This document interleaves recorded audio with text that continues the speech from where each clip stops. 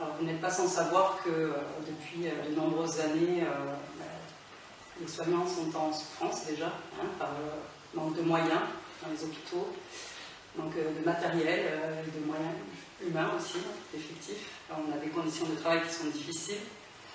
Mais bon, on est toujours quand même sur le pont. Et on est plutôt docile et on se plaint peu. En 2020, la pandémie Covid a surtout révélé que notre système de santé est d'une grande fragilité. Et pour cause, ces 20 dernières années, les mesures d'optimisation des coûts dans les hôpitaux, fermeture de lits, diminution des effectifs soignants, ont affaibli considérablement notre système de santé. Nous les soignants, on est plutôt malmenés depuis toujours et nous avons répondu présent durant cette année 2020. Nous n'avons pas compté nos heures, nous avons dépanné et puis on était dispo pour nos services et même en renfort pour d'autres services, même dans d'autres régions. Voilà, on a soigné tout le monde sans faire de distinction entre les patients, sans protection ou peu. Et sans laisser place à la peur, parce que c'est un choix d'être soignant et on assume les risques inhérents à notre profession. Des collègues contaminés sont retournés travailler 4 jours après leur contamination, 4 jours après le test positif, décision de la médecine du travail, besoin de service, devoir de service. Voilà. Moi, j'ai entendu vos applaudissements chaque soir, à 20h pendant plusieurs semaines. Et aujourd'hui, nous sommes sanctionnés durement. Nous sommes privés de notre droit d'exercer notre profession et de nos salaires pour avoir fait le choix de ne pas être vacciné. C'est mon choix, il m'appartient, quelles qu'en soient les raisons. Et quoi que vous pensiez, il est respectable, tout comme le vôtre, s'il est celui d'être vacciné. Où sont passés les gens, je me pose la question, où sont passés les gens qui nous applaudissaient pour nous soutenir aujourd'hui? Je suis suspendue de mes fonctions depuis le 15 septembre, sans salaire et à durée indéterminée. Quelle violence et quel mépris! Aucune mesure alternative nous est proposée.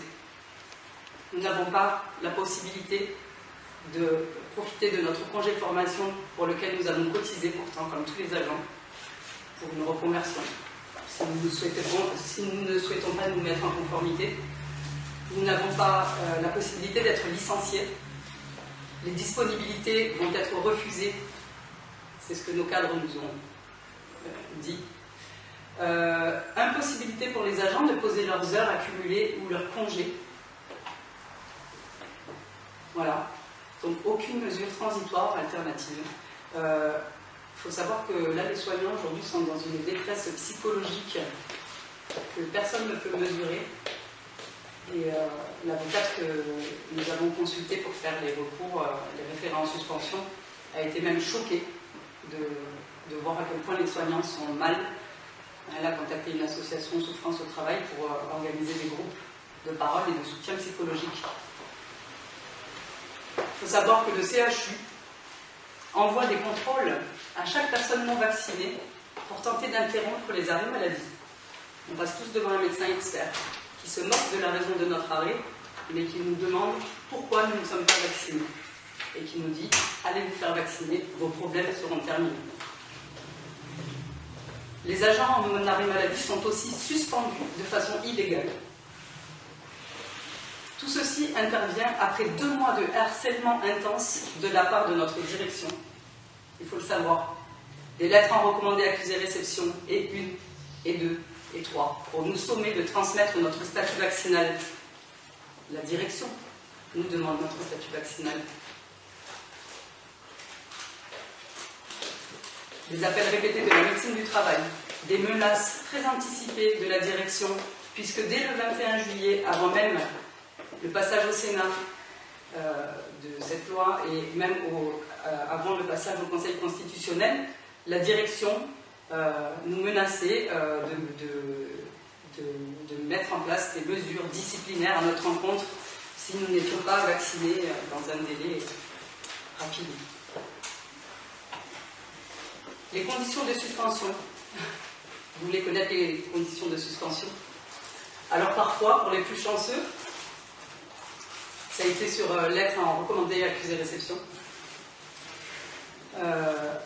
Sinon, nous étions convoqués par la direction des ressources humaines pour qu'ils nous remettent en main propre nos suspensions. Et il faut savoir, et ça a été mon cas, enfin, ça n'a pas dû être mon cas, mais ça a été le cas d'une collègue de travail qui travaille dans mon bloc opératoire. Un agent de sécurité a été missionné pour venir remettre en main propre les suspensions aux soignants en service devant tout le monde. Ma collègue de travail, qui est infirmière de bloc, était en train d'instrumenter une intervention chirurgicale habillée en stérile. L'agent de sécurité est rentré dans le bloc opératoire. Ils l'ont fait sortir de salle d'opération. Et elle a été suspendue comme ça. Après 30 ans de bons et loyaux services. Et ça, personne ne le sait. En pleine pénurie de soignants, les directions de structures de soins excluent une partie de leur effectif. Comment un système de santé déjà malade va-t-il survivre à ça? À côté de ça, tout à coup, le ministère de la Santé débloque des fonds pour mettre en place un système de contrôle de passe sanitaire discriminant l'accès aux soins pour tous. Comment peut-on accepter que l'accès aux soins soit restreint à la seule condition que la personne justifie d'une vaccination? Parce que oui, à partir du 15 octobre, toutes les personnes qui ne sont pas vaccinées n'auront accès à rien, puisque les tests ne sont pas remboursés. Je me demande comment quelqu'un qui gagne un SMIC va faire pour continuer à aller au cinéma, à accéder à un sport ou des loisirs. C'est une obligation vaccinale déguisée. Ce n'est pas une mesure sanitaire. Comment peut-on accepter qu'une partie de la population soit marginalisée ainsi et précarisée? Aujourd'hui, il s'agit de moi. Je suis soignante, je suis citoyenne, je suis maman de 2 enfants. Je suis condamnée pour avoir fait un choix qui concerne mon corps et ma santé. Qu'est devenu le consentement libre et éclairé? Le droit de disposer de son propre corps et le principe de précaution. Chaque liberté qui nous est enlevée ne nous sera pas rendue. Par le passé, on a pu le constater. Nous devrions tous être debout pour dénoncer ces mesures coercitives et liberticides. Parce que nous sommes tous concernés, pas seulement nous, les soignants.